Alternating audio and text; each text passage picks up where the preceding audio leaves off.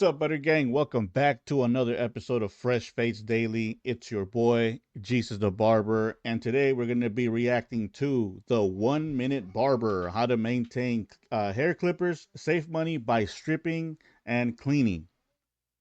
Don't know what he means by stripping. I do know what he means cleaning. Let's find out what he's talking about. Hopefully it's a cool video. Don't forget to like, subscribe, and share. And just a quick heads up for next week, I will be reacting to something that's non-barber related. So if you guys have any suggestions, let me know.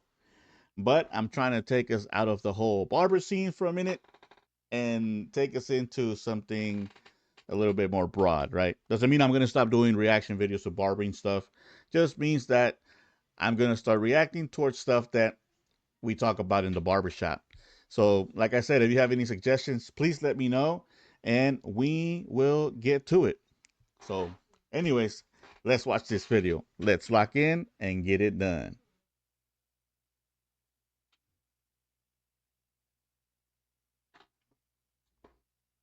Doesn't it just drive you nuts when your expensive clippers start to fail? You might as well just chuck them in the bin and spend your day's takings on another set. But what if I showed you how to bring this back to new without spending an absolute fortune on new clipper equipment? We all love a new clipper delivery, but it is a painful experience. We all love that. I just bought some clippers like last week, and they were pricey, bro. $3.95 for the set of JRL's Diamant or something like that. The Ferrari, I mean the Lamborghini ones. I'm over here saying a bunch of crazy stuff. But the Diamante, the JRL Diamante Lamborghini edition, the all black ones, clipper and trimmer, $3.95 plus tax. Did I want to spend that amount of money? No. Did I need new clippers? Yes. So I had to buy new clippers. It's when you're parting with the cash, and that's why I'm going to refurb this for you right now. The first port of call with your clippers is to make sure that all the debris is gone. So brush off all the hair all the way around the clipper. Get a can of clipper side spray. You always have to have some clipper side spray. Whether it's this one or the Andis spray or the Babyliss spray or whatever else, whoever else has some clipper side spray, you always need to have a bottle ready at the shop. Which is a great lubricant, and just go around the blade, spray it all. This keeps it. Just really quick, yes, the clipper side does have some sort of lubrication, but it's best to do it after every day. When you're about to close shop and you're cleaning your tools, add a little bit of the 7-in-1, the Andis 7-in-1. It's a disinfectant and it oils your clippers. Don't overdo it because it will make your clippers not function if you dunk the blade on the 7-in-1. But if you don't use the 7-in-1 when you're oiling your clippers, put a little bit of that Wahl. The Wahl has an oil. I think Andis has an oil too, but Wahl for sure. It works, and it's way better than just leaving it with the spray. Cool, and it lubricates it. Now that's the first thing I would do to try and get my clipper working nicely.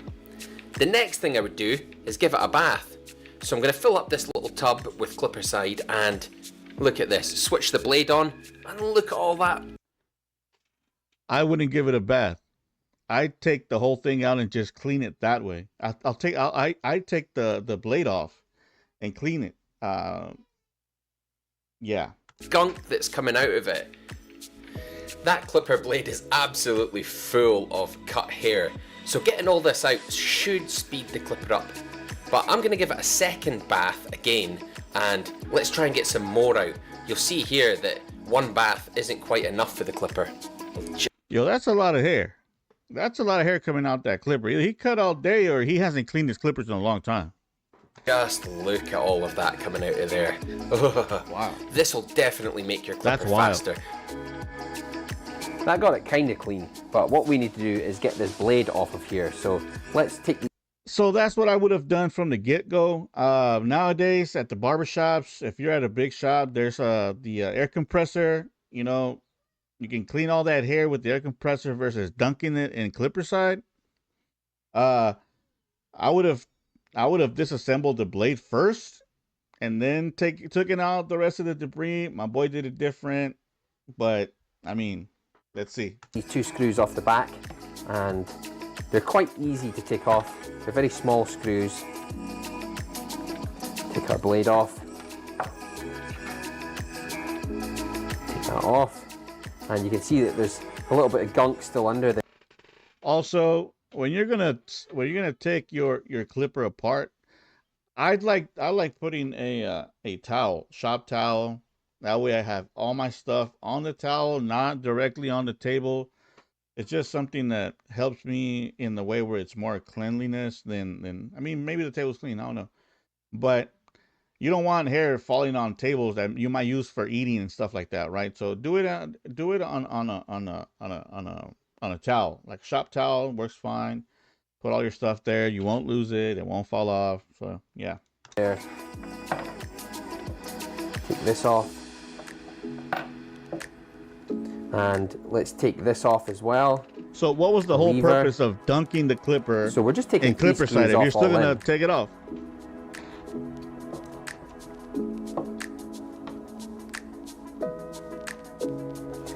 This piece will just slide off here.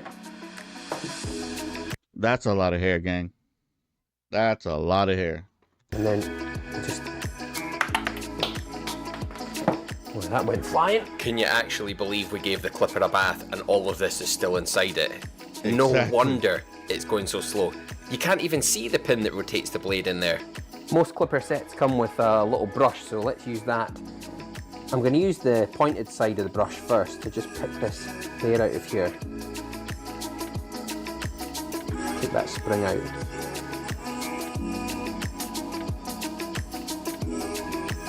Wow.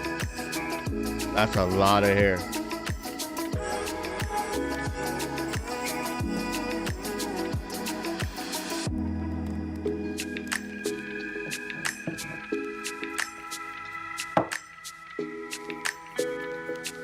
See, at this point, you could use a air compressor, right? If you have a small air compressor and you could use it to throw some air on the clipper, make sure all the debris out, go ahead and do it. I have a portable one or a battery operated duster, I guess. And it works pretty good. It has 3 settings, low, mid, high. The highest one, everything's coming out of the clipper. But yeah, I'll say this again, that's a lot of hair. Just use the pointy part of the brush to clear these bits out. How satisfying is it getting this rubbish out of here? This is what stops your lever moving fully backwards and forwards when this fills up. Also, wear gloves. You don't want to catch a hair splint. It sucks because sometimes the hair is so small that you can't take it out. So make sure you wear gloves too. With hair, it creates less space with which your lever can move. So cleaning these out can actually make a really big difference. Now that we can see what we're doing a little bit better, there's these 2 screws to remove here.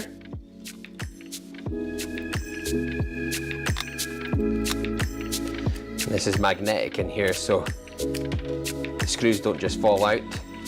Stuck. Now what I want to do is take the 3 screws off of the back plastic casing and I want to remove this lid. I'm only doing this to make sure that there's no sort of hair buildup. This little plastic tool came with the mobile phone repair kit that I bought on Amazon. I'm using that to try and wedge the lid off because the lid is clipped on and I don't want to damage the lid with a screwdriver. So this is what I was looking for. I want to see if there's any hair that's managed to get into the mechanisms, any hair that's clogging up the insides of the clipper. And That amount of hair could really damage your clippers. If you don't clean them, that's where you have to clean them. I'm not going to say every single day after your day is done, but once a week, do a deep clean on your clippers, the ones you use the most. Maybe not to this degree where you have to open everything up, but taking the blade off, cleaning the blade, you know what I'm saying? Making sure that the inside where the blade is attached to is clean. I think the reason why there's so much hair there is because maybe he is an established barber and he has clientele day in and day out, 6+ haircuts a day, and he uses this particular clipper for most of his haircuts. It also can be that he hasn't cleaned his clippers in a long time. It happens. You get busy. You don't want to do anything after you're done cutting for the day. Your back hurts, your feet hurt, your wrist hurts, and you just want to do the minimum, close shop and go home. I get it. But it's always important to clean your clippers, especially if you want your clippers to last you long. If you don't want to be spending money every year, you know what I'm saying? If you want to save some money, clean your clippers, lubricate your clipper blades, and the tools last for a long time. They last for a long time. As you can see, one of the open parts of the clipper, one of the moving parts, the switch, there is some hair buildup around there, and there is some gunk around the edges. That's probably hair product and bits of hair. So I'm going to clear all this out. I'm just going to use my hairdryer on full blast and get all that cleared out of there.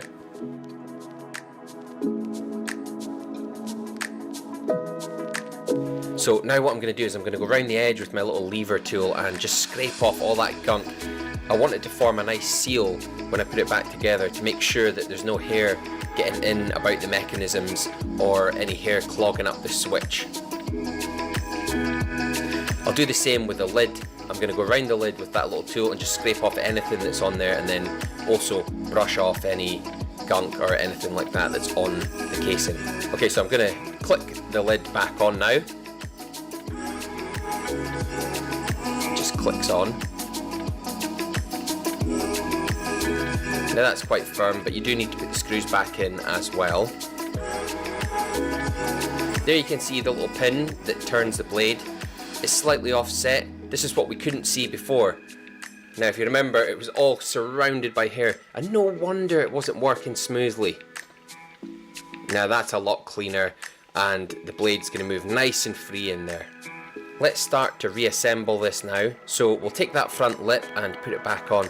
Now remember, you'll know which screws go in there because they are security screws. They look slightly different, and that's the type of screw that I was using. You see all that hair on his fingers? Hair splinters, bro. It happens. It's happened to me multiple times. That's why I use gloves every haircut. It's not like a fancy barber thing, bro. It's technically to save your hands from hair splinters, bro. I like buying the level 3 nitrile gloves. They're pretty good. That's what I use. I've tried other gloves, don't work out for me. Level 3, not because it's a barber brand, it's just something that works for me. They're good, they're affordable. That's it. But wear gloves, man. And also separate your screws when you're breaking down your clipper, because it can happen where the only reason why I think he knows the difference on this screw is because it's a star, not a Phillips screwdriver screw, because it's a star screw. I don't know if that's the right way to say it, but because most of the screws are the same size, right? So it wouldn't be really an issue if it's the same size. They go in anyways, but some screws are different sizes, and you might forget where the screws went. And if you don't put the screws in the right place, your clipper's not going to work. So wear gloves, separate screws. That's right. Using my phone repair kit on. So they are magnetic. This is going to drive me nuts trying to get this back in here. Oh my goodness. There you go. So put both of them back in. And all the other parts of the clipper, clean them all off with a chamois leather or a cloth. Get them nice and clean. Make sure there's no oil, no hair, no anything Paper towels work good too on them. And just lay them all out ready for reassembling. So the first thing to go back in is the spring. And the spring goes back in just like this. So you have it resting just there. Now you can take that plastic casing, and it also slides into that lip at the top. Now, keep your thumb on that just now and place the moving blade on. Once you've put those two bits back in, you're going to need the lever slide. So push that lever slide back in, and there's a little bit of plastic just on the back of the housing which sits underneath the lever slide, so you can put the lever slide. Remember, it's not always the same procedure for every clipper. Clippers differ when the clippers are different brand, right? So Andis is not going to work the same as Wahl. Wall is not gonna work the same as Babyliss. Babyliss not gonna work the same as JRL. What I like about the JRL clippers that I bought this time is that you don't have to take the whole assembly apart. It's literally like 4 screws. Everything comes off. The blade doesn't separate. Both blades come. When you take them off, they stay together. You don't have to separate them. You can if you need to. But that's one of the things that I like about JRL this time. Is my first JRL clippers, and cleaning them is a way easier. Zero gapping those clippers is way easier. So it does in a sense in a way it makes sense to buy new clippers because times change.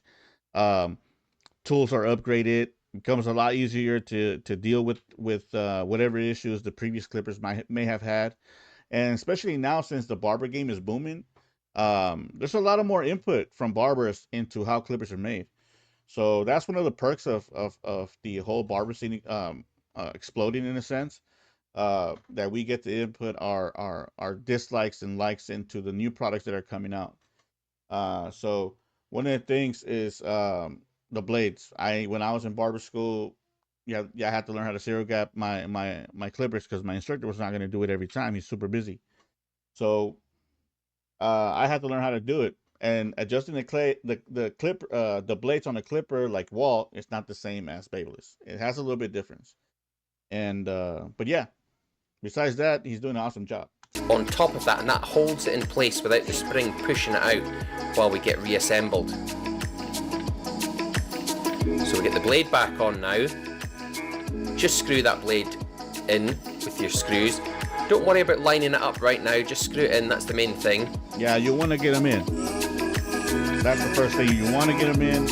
You don't want to worry too much about this or that. Just get them in, screw them on, not super tight. If you want to gap them or set them to the level that you like, you want to have it a little bit soft, if you could say that. Now, when you put the lever back on, screw it on so that it's slightly less than hand tight. Okay, so you don't want it to be as tight as possible. We need to be able to move the lever, and if it's too tight, you won't be able to move the lever. When you're lining up your blades, you want to have the lever in the up position and slide the bottom blade ever so slightly forward of the top blade, unless you're planning to zero gap your blade, in which case you'd want them almost perfectly aligned with each other. For me, with the Wall Senior, because I don't go right down to zero with it, I tend to have it about 0.5 mil forward of the top blade. Well, the clippers are all back together and working like a dream. I hope you found that useful. I'll catch you in the next video. Look clean.